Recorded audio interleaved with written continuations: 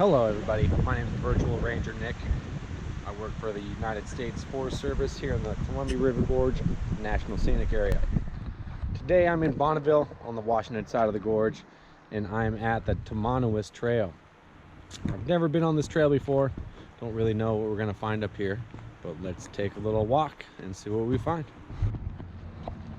So I was fortunate enough to grow up right outside the gorge. Spent most of my life in this area, and I like to think I've explored quite a bit of it out here. But the more and more I travel around the gorge, I realize I haven't really seen all that much. There are so many trails out here. It's a very, very special place.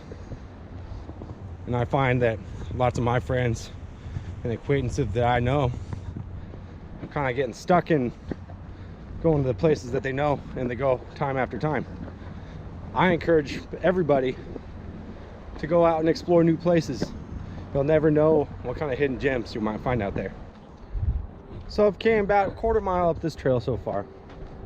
It's been a very lush area, kind of mixed deciduous and conifer forest, very similar to what you'll see on these lower elevations in the gorge.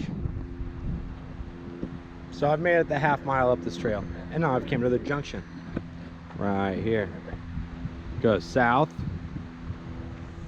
and it goes north. This trail happens to go north and south a very long way, because now this is the PCT, the Pacific Crest Trail. Travels all the way up to Canada and all the way down to Mexico. So I'm gonna take a jaunt real quick, see if I can't make it to Canada. Right here I found some cool plant life. These guys are called ghost pipes. Give you guys a nice view of them. And these guys are actually in the orchid family, but they're not necessarily a flower. These guys are more like a mushroom than a flower. They don't look for the sun directly to create their food.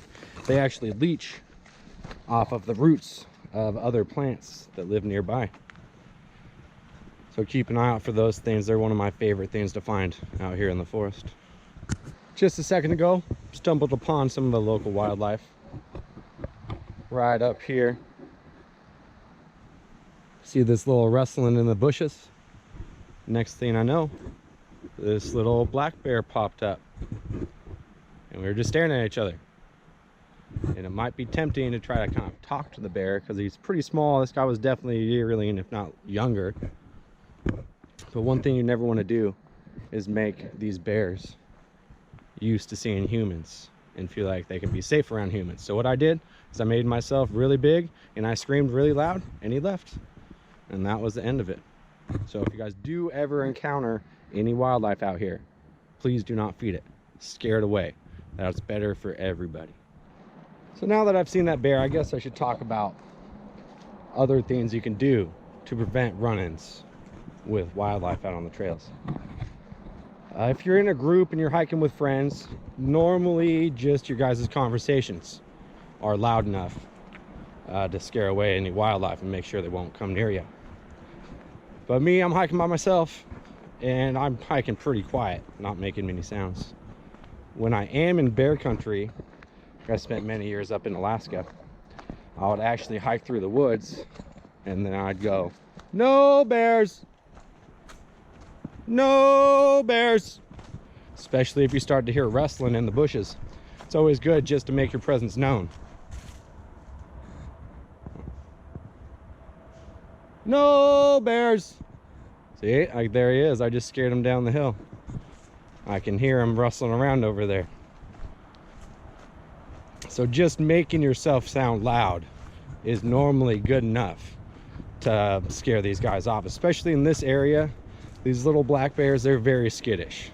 So if you make your presence known, they'll stay away from you.